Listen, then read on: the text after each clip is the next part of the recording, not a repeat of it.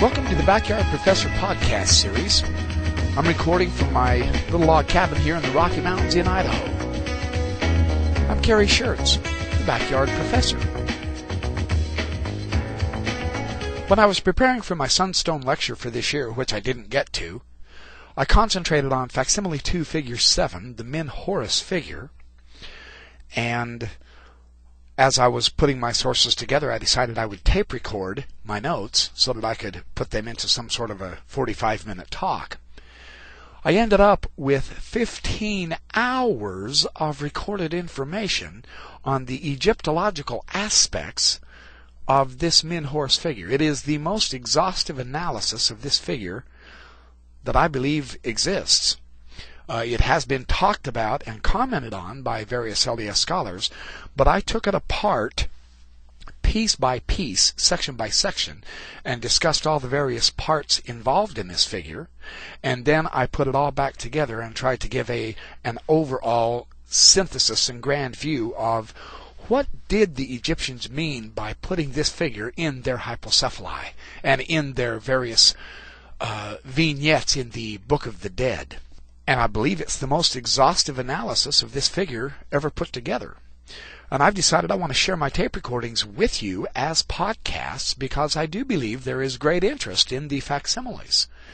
And so I'm going to take this 15 hours of recorded information and produce podcasts with it and share with you what I've discovered, with the hope that you'll see that there are very good reasons for taking the Book of Abraham facsimiles and Joseph Smith's explanations of these facsimiles quite seriously. Come with me on this adventure and see what I mean. I want to focus in on this specific Min figure in our facsimile number 2. The round hypocephalus is the Greek explanation of this.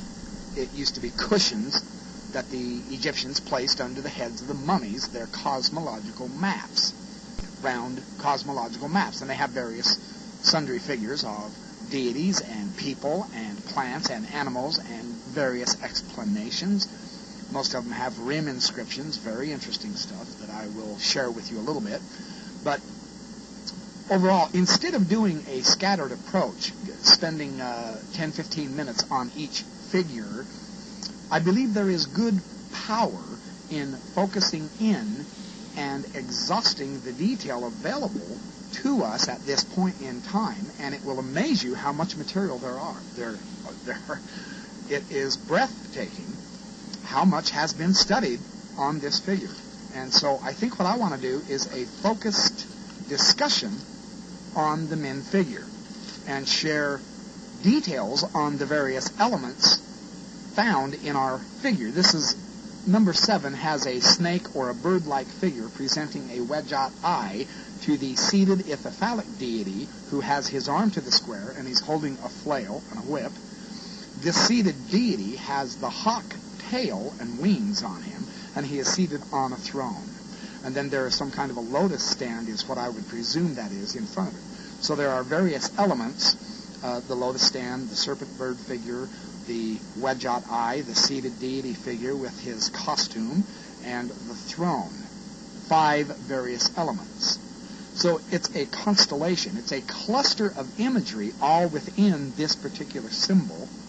And how Joseph Smith explains this symbol is, he says, represents God sitting upon his throne, revealing through the heavens the grand keywords of the priesthood, as also the sign of the Holy Ghost unto Abraham in the form of a dove.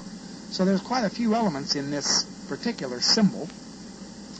And I'm going to go into some detail with each of the parts and then put it all together as an entire whole.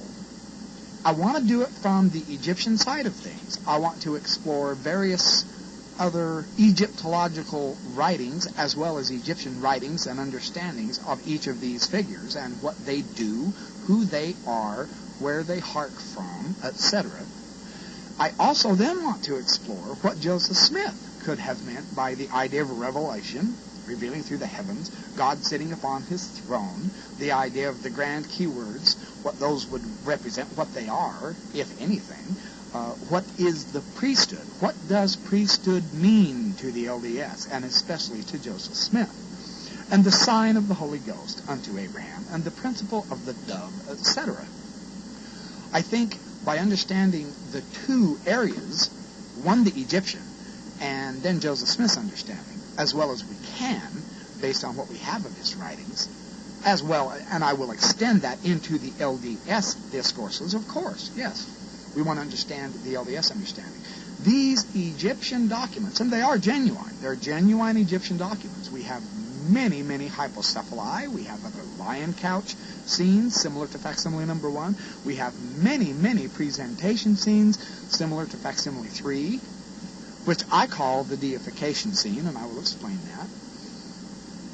Instead of giving a quick response, a quick answer, this is not an issue that requires either a yes or no answer. Did Joseph Smith get it right? Yes. Did Joseph Smith get it wrong? Yes. It's not that simple. I wish it was, but it's not. Nothing in Egyptology is that simple. If you want quick, 5-minute, narrow, shallow responses and understanding, go to the Anti-Mormons who criticize this. I don't say that lightly. All they simply do is guffaw at the representation. They think it's crude that God would be portrayed this way, and therefore it's obviously idiotic. Well, if that's their approach to the ancient Egyptian religion, have at it. You're not going to learn very much from the Anti-Mormons, I guarantee you. There's a whole lot more involved than just that. And I want to go into some depth. It's important. I like to understand the why, the wherefore, the how, who they are, where they came from. How does this integrate, or how does it differ from LDS thought and theology, or Egyptian history? How does it relate through an intercultural connection, if there are any, so on and so forth? The ancient world is a fascinating puzzle to ponder. I side with Hugh Nibley all the way. If there are problems that require us to give 20 years to finding the answers, if you are not willing to give it 20 years of research and learning and understanding, then move on to something simpler. Nothing is simple in the pearl of great price, and it is aptly named. A pearl of great price. This is the ancient cosmological views. Par excellence. It's fantastic how in-depth, how powerfully cosmological all of this material is. Not our cosmology. This is the Egyptian view. The question is, did Joseph Smith understand that correctly? I argue that he did, but with this caveat. What we have in his succinct description of Facsimile 2, Figure 7, is the summary of the entire cluster of